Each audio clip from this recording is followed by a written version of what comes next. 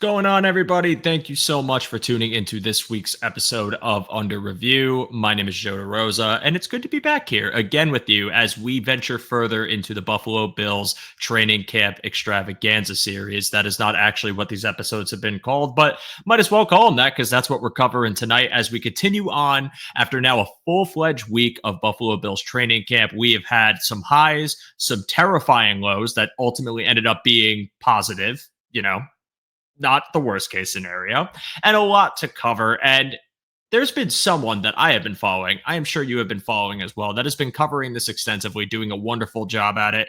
And I wanted to get that said person here on the show tonight to talk about Buffalo Bills training camp a bit more extensively. And that person, someone who has been on the show before, is Mr. Alex Brasky, Mr. Bills Digest himself. Alex, I appreciate your time. I know that, we tried to coordinate this in the past, and I'm always happy to have you here. How you doing tonight, man? How's things been?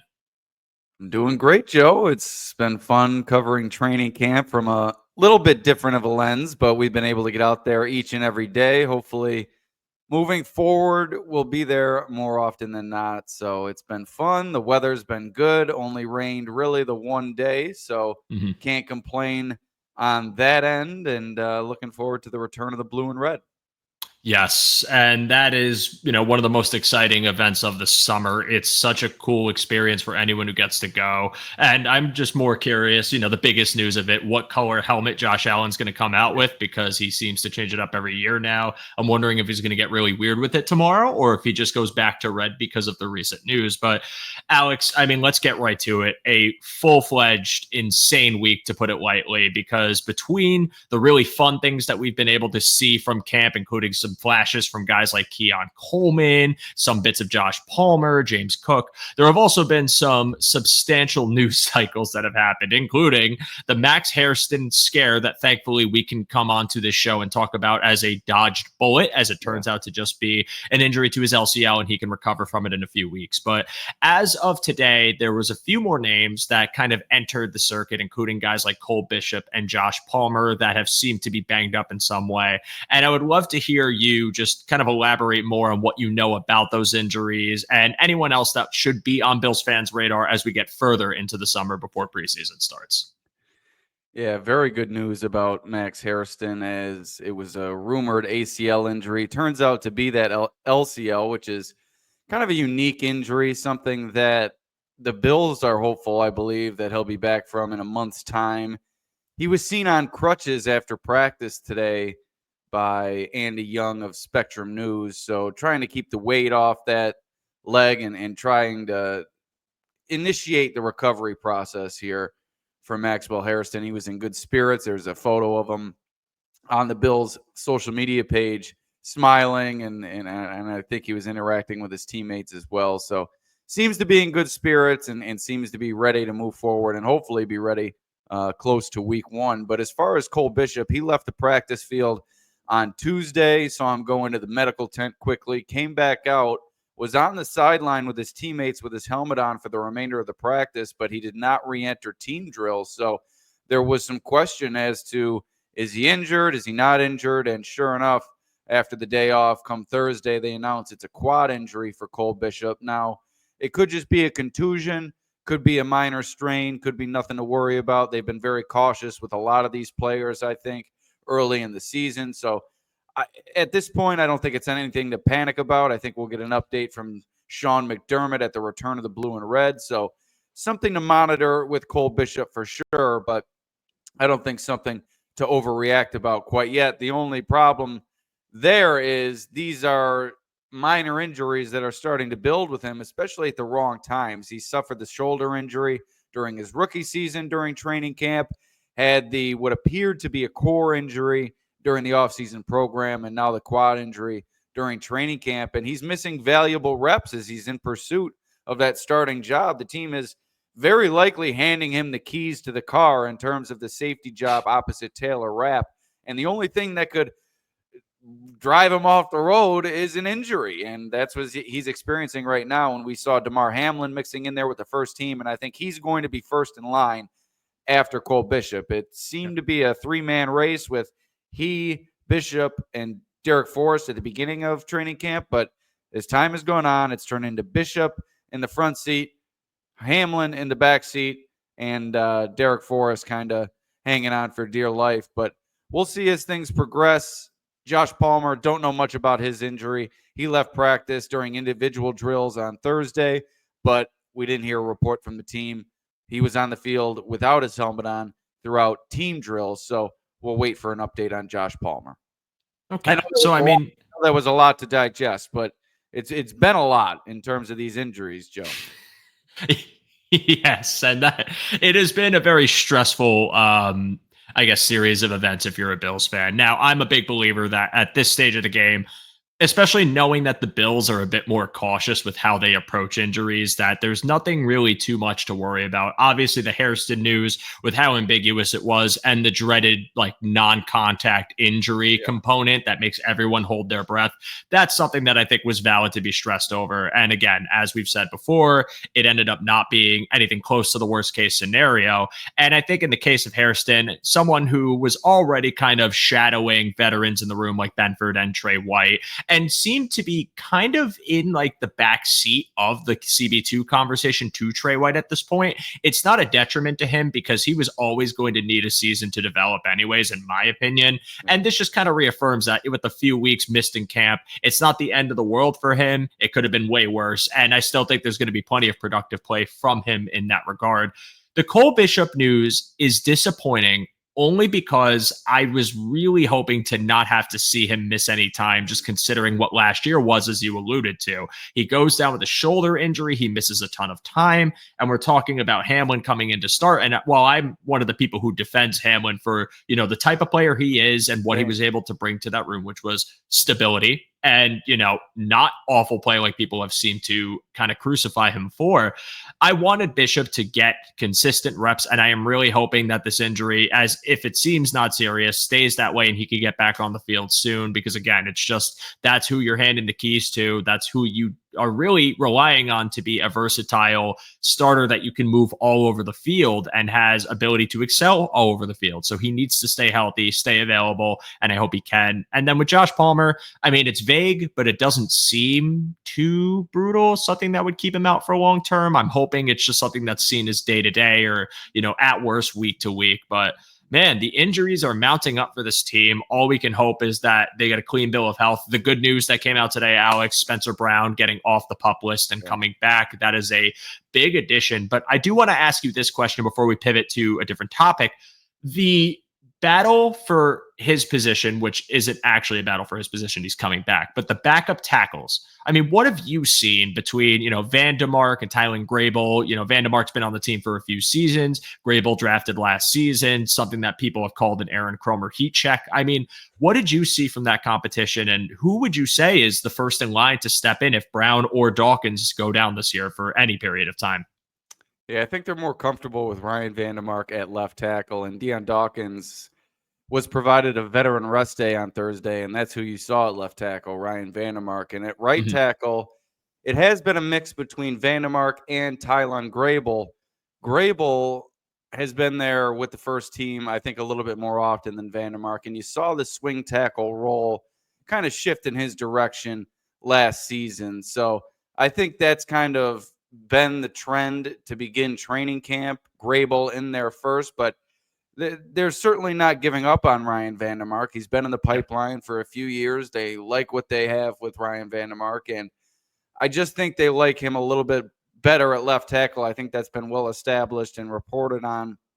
And as far as Grable, I think he may be a little bit more athletic, a little bit better of an anchor at right tackle than Ryan Vandemark. So as far as reps are concerned, and I'm no offensive line guru like Aaron Cromer, but I can read the reps, and it seems like Tylen Grable is likely in line for that at least right tackle role if Spencer Brown was to miss any time. But it doesn't seem to be anything to worry about in that circumstance. Removed from the PUP list, and on Thursday he was doing some offensive line activity and really testing out that back and flexibility. So a good sign there. And if he were to miss time, as I said, probably Grable, but Vandemark also in the mix. Extremely reassuring to hear that. Very happy he's back on the field. Also was happy to see Dawson Knox return. It does kind of pay me a little bit because, as you've seen with me relentlessly quote tweeting you, the Killdozer will probably not be getting as many first team reps, but I still think he's a part of their plan. And it's nice to have a familiar face back and to see what this offense can kind of transform into this season as the team seems to be showing a bit more play action and pistol looks, which I know Eric was referring to today that they were running heavily. And that's exciting because I think you need to have all hands on deck if you're trying to really reinvent yourself or at the very least build off of what you did last year, which was, again, just the franchise's best offense that they've ever seen. So exciting news. I think the injury front is it's healing, it's getting better progressively, but I want to pivot this now to just really the players that we are seeing major flashes from and just significant impact from. And I want to start with just the rookies because I think that, many people have been asking a lot about, TJ Sanders, Deion Walker, Landon Jackson, all these guys. I mean, in your eyes, from being there in person and seeing them, who has popped off? Has there been anyone that has popped off or flashed in your eyes, or has it been quiet from really everyone? What's your take on this? On Thursday, Landon Jackson really had his first, I would say, breakthrough day. A couple of plays in the backfield and getting good pressure on the quarterback. Now he's doing it against the second and third team. He's not seeing a lot of first team reps, and that's just simply because they're, I don't want to say loaded, but they have a lot of personnel at the edge rusher position when it comes to Javon Solomon, Michael Hoyt, Joey Bosa, Greg Rousseau, AJ Epineza. So he's down in the pecking order, and I think a trade candidate might be AJ Epineza, whether it be at the outset of the season or when Michael Hoyt comes back later, approaching the trade deadline. So right now, Landon Jackson, I think, is starting to trend up, but as I said, the pecking order is a little bit thick there, and he's on the outside looking in terms of increased reps just due to being a rookie and the capital they used with signing Michael Hoyt in the offseason and what they have in AJ Epineza and Greg Rousseau. And also you're bringing a Joey Bosa, and then you look back at the draft last year as Javon Solomon. So there's a lot of cooks in the kitchen there, as they say. And elsewhere along the defensive line, I'd say Deion Walker and TJ Sanders have seen ample time with the first team, and they've been working together a lot, kind of attached at the hip out there. I think they're rooming together at training camp, both mentioning on a Bills social media video that both of them snore too loud. So they've spent time together sleeping in the bunk or the dorm rooms at training camp together, I believe. But yeah, as far as their play is concerned, Deion Walker, I think, still has somewhat of a ways to go, but you've seen the flashes. TJ Sanders, I think, is ready right now to impact the game at a high level, and his confidence is just oozing out of him. And I've been really impressed with what I've seen from TJ Sanders. And then finally, Greg Rousseau had a veteran rest day today, but he and Ed Oliver have been pretty close to dominant throughout training camp. The Bills have a great offensive line, and to see the Bills' top two defensive linemen making an impact on a day-to-day basis, Ed Oliver was in the backfield all day today. That's a very positive sign. Love hearing how many names are on that D line that are having good camps so far. And just to start with the rookies, I mean, yeah, it's a crowded room for a guy like Landon Jackson, but I think, and it's why I kind of have very tempered expectations because I think when you have AJ Epineza on a contract year two of Javon Solomon, I don't really think, and plus Joey Bosa, in addition to Michael Hoyt coming off the suspension, as you mentioned, I don't know really how much playing time he's going to get right away. But all I'm asking for is just positive signs, kind of like we saw with Solomon last year, who I think is poised for a big year too. And hearing about TJ Sanders is awesome. It's awesome because, I mean, yes, when I was watching the Bills go into this draft class, I was really hoping they'd come away with an Alfred Collins or one of the short and stout guys like Jamari Caldwell, a true run stuffer, Tyleek Williams even. Sure. Sanders is more of what they've had before, but he's younger and has plenty of potential to be an extreme disruptor up front. So if you're seeing these signs in padded practice, I think that's great and something really encouraging for a Buffalo Bills defensive line that is going to call upon these young players very quickly, at least in the interior, with like Deion Walker being the other. And Walker, I've said so many times, is a huge project. So, I mean, that's okay if he's not ready yet. If there's positive signs or any sort of flashes at all, I'll take it. But I mean, for me, have looked at this and just to kind of pivot over to the offense, like again, James Cook has flashed a bunch, and I've seen plenty of rapport with Keon Coleman, and I want to talk more about him because like it just truly.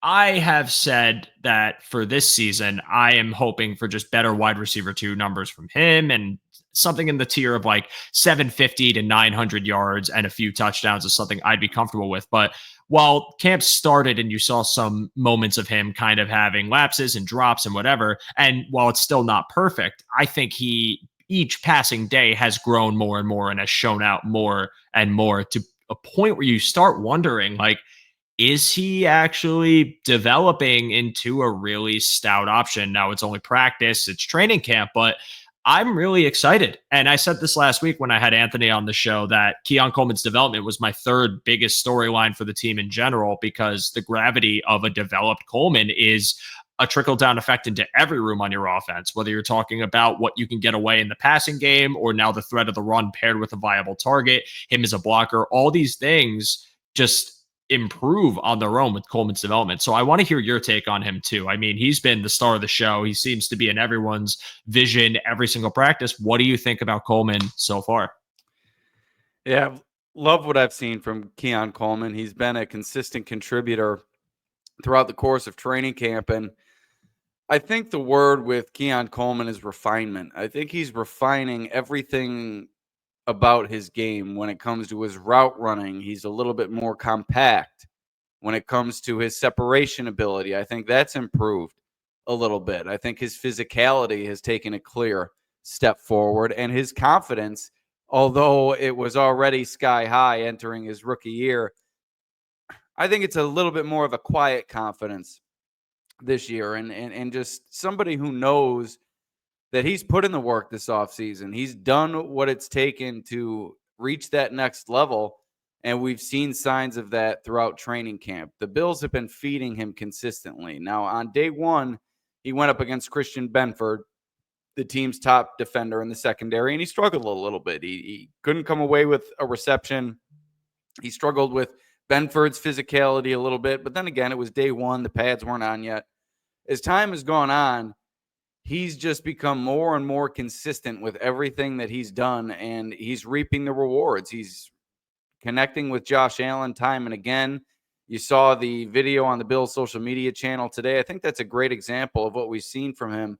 He hasn't let anything impact his focus throughout the course of the route, and he had Dane Jackson hanging all over him in the video posted today on the Bills social media page, and he was still able to fight through that and come away with a great reception. And to come away with that type of contested catch kind of going across his body, not something up straight up high. I think he's maybe struggled a little bit more with the lateral catches more so than going straight up throughout the course of training camp. We've seen a couple balls glance off his hands going across the middle, but when it comes to going up top, he's really done a nice job. So this one, going across the back line of the end zone, stretching with Dane Jackson in his hip pocket, that was really a great example of what Keon Coleman's done throughout training camp, and really excited to see what he has to offer come the regular season, especially when some of the league's top defenders are matched up against him. And he's going to be tested early when they face a Baltimore secondary that has ample options for man coverage. You talk about Alexander, Marlon Humphrey, Nate Wiggin. Like there's so many people there that can test him, and to see these flashes in camp is very reassuring because again, refinement was the name of the game for Keon Coleman. We all knew what he could be. We all know why they took him because he's a traitsy guy, and if these traits are realized, you're going to get a star. I don't want to call him a star yet. I'm not going to put a crown on his head just yet. But if we're seeing, these moments in camp, I think that just bodes really well for a receiving core that just needs something and of the an Bills identity are or prove it. and I don't mean to interrupt. The Bills are There you go. certainly in line with your thinking. The way that they're treating him in camp, they're trying to elevate him into a star type receiver. Mm-hmm. Yeah. And that's how it should be. He was your first pick last year, and he has very high expectations. As much as he is a project, he is also a player that in college, earned a certain pedigree for really impressive moments. And it was just about stringing them together. And that seems to be the point For a point of emphasis for the Bills and their development, while yes, we know what he can be, we got to make it consistent. So consistency is something we're all hoping for, especially in a receiving core, again, that just needs that defining player. I am still very excited about some of their other pieces. I know Shakir has had his moments, and Samuel and Moore haven't really had an opportunity to do too much because of these injuries they're starting out with. But a little more on the Josh Palmer front, Alex, just while we have about 10 minutes left. I mean, this is their big ticket receiver they got in free agency in the sense that they paid the most money for him. And this is another connection that can really benefit this offense, obviously, if Josh Allen and him are able to get on the same page and build chemistry. The injury today sidelines him a little bit, hopefully not for long. But what have you seen from that connection? Has it developed in a way that fans could be hopeful that they're going to see this as a consistent factor throughout the year? Or do you think there's still a lot of work to be done for the two? I do still think there's a lot of work to be done for the two. I think it's slowly developing, though. I think before he went out with this injury, we were seeing that rapport starting to be built. It's just going to take a little while with these two. It's been proven throughout Josh Allen's career. It takes a little while for new receivers to come in here and kind of fit in with his skill set and his play style, which is very unique and has helped him win the MVP award. So it's not about Allen kind of fitting in with Josh Palmer. It's about Josh Palmer fitting in with Josh Allen. And I think over time it will come. But another element that makes it a little bit more difficult for a player like Palmer than a player like Moore, Moore's going to work a lot more near the line of scrimmage, the short type of maybe timing routes or just quick breakers that get you open in a phone booth, as I've said with Moore on episodes of my show. But with Palmer, you're going to work him more in the intermediate deep game, and that's why they brought him in. That element of the passing game was lacking last season, despite Josh Allen putting up MVP numbers, the everybody eats mentality really working out. The down the field passing game was not there, and the two players I think are going to factor into that the most this year, Joshua Palmer and Dalton Kincaid. They tried it with Mhm. Kincaid last year. He had the highest uncatchable ball rate of any tight end in the league, so it just didn't seem to connect between him and Josh Allen. Injuries certainly played a role, but another year under their belt together, I think we've seen that connection develop.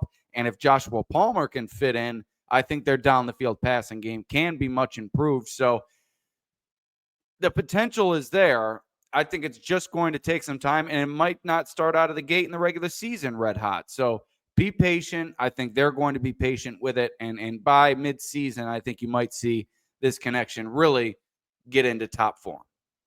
Josh Palmer's potential ascension in the Bills offense to me is something that I could see shaping out like a John Brown ascension in 2019. Maybe not the exact same thing, but similar career trajectory as far as productivity goes and what you've seen and what it turned into when they got to play with Josh Allen and get used in a very specific role.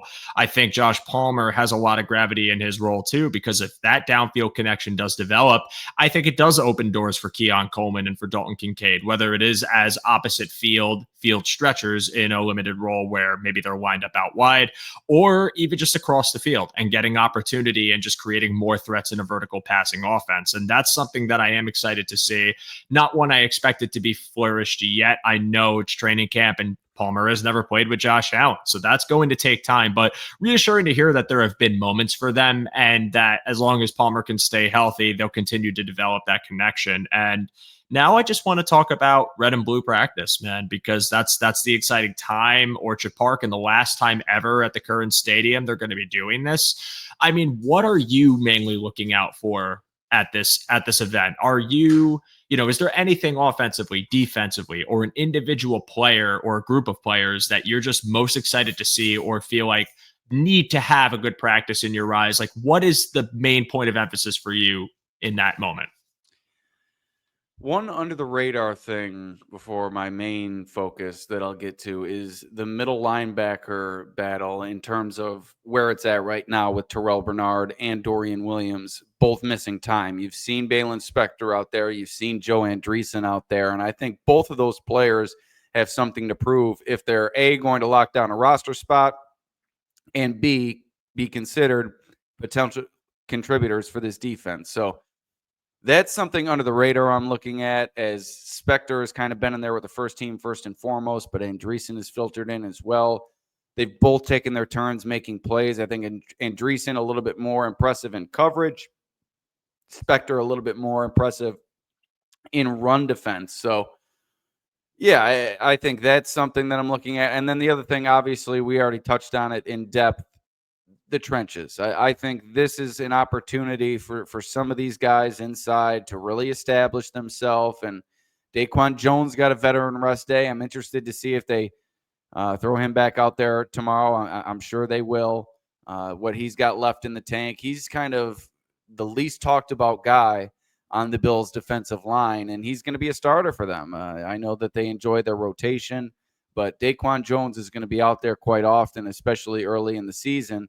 And he's done a nice job tutoring some of these younger guys. I saw him spending quite a bit of time with Deion Walker at Thursday's practice when he was off to the side as a veteran rest day. He was kind of like a coach during that circumstance. But interested to see the guys in the trenches, and another guy beyond Jones, Larry Ogunjobi, who is kind of an enigma, somebody who comes in here, he's going to miss the first 6 games, and I think they only signed him for the 1 year, so you're not sure how much he's going to be utilized when he gets back, but he's a rock solid guy, and I think he could be a potential contributor come week 7 when he returns. So a lot of depth on that D line to tune in and watch, and who knows, maybe the pecking order could shift a little bit based on performances at that scrimmage and down the road here as we approach the first preseason game.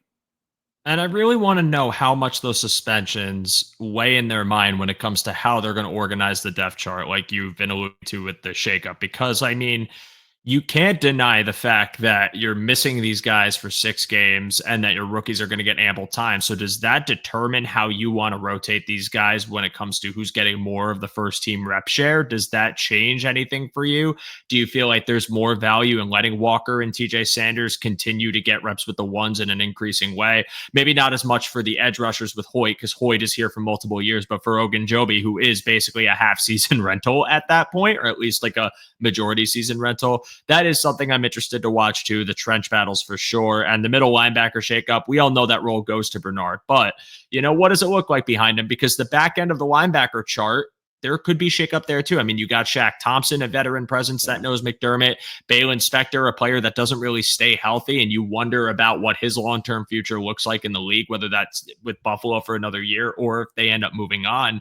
I think the thing I'm really looking forward to, I'll start with one specific trench player. I want to see what Dwayne Carter continues to look like in training camp. Now that they've devoted that one tech / nose tackle role to him, I want to see if he actually makes any progress there. Because as someone who has been a long vocal fan of his and the draft pick in general, I want to see positive steps for him, and I hope it can pan out. Obviously, I haven't really heard crazy amounts right now, so I don't know if it's been for better or for worse, but I would like to see flashes and hope that that can sustain into the regular season where his number will be called upon. But I want to wrap it up with just the secondary. I mean, really the back end of the secondary, because with Hairston's injury, I think as long as he could stay healthy, knock on wood, Trey White is your cornerback too, opposite of Christian Benford. But guys like Jordan Hancock, guys like Derek Forrest, and then some of the forgotten faces, guys like Brandon Codrington and Daquan Hardy, what is their role and what do you do with them at the end of the year? I mean, Daquan Hardy had very positive flashes in the preseason last year. Will he flash again? And will that justify a roster spot? And maybe in the wake of the 6-game suspensions, get him temporary action to prove he could sustain as a starter or as a rotational piece, I should say. What does it look like with some of these back end secondary young players? And what does the future look like for Cam Lewis? I mean, is Jordan Hancock going to beat him out for that utility man role? Does Jordan Hancock maybe get emphasized as a safety backup? I mean, that's really where all my questions lie. And I'm very interested to see, not just at this specific event, but for the rest of camp, what that looks like and how that shakes out. And Alex, it's 8:49 right now. I know we said 8:50. Any final closing thoughts before we sign off for the evening? I think Joey Bosa is really an X factor for this team. What he's able to deliver on a game-to-game basis and how healthy he's able to stay will really tell the story for this pass rush. I'm excited about all those names that we talked about. Greg Rousseau at the forefront. Got the young guy Landon Jackson, Javon Solomon, Michael Hoyt mixing in there. You bring back AJ Epineza, but if Joey Bosa can be Joey Bosa, like Yeah. Von Miller was Von Miller before his injury.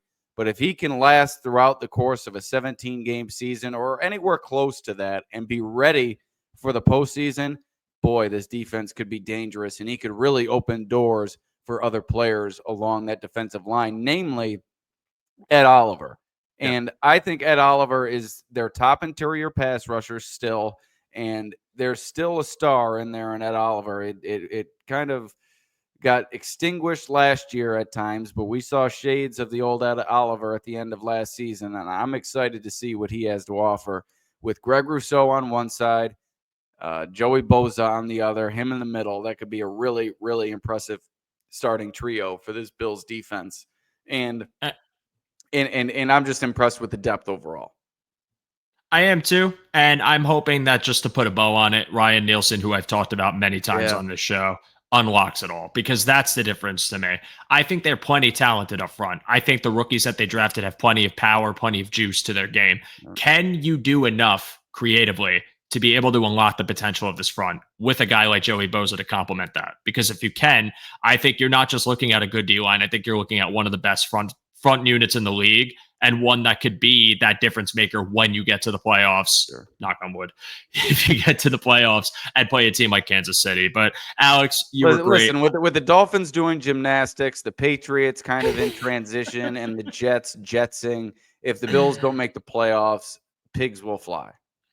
I certainly I'm superstitious. I'm jaded. Listen, man, I knock on wood for everything. I'm careful, but I love the confidence, and I'm very excited for the team, and I'm very excited for the coming weeks, just hoping for good health and that we can have a sustained, healthy roster when the season starts. But Alex, again, I appreciate you immensely and your time. You are an awesome guest every time you are on the show.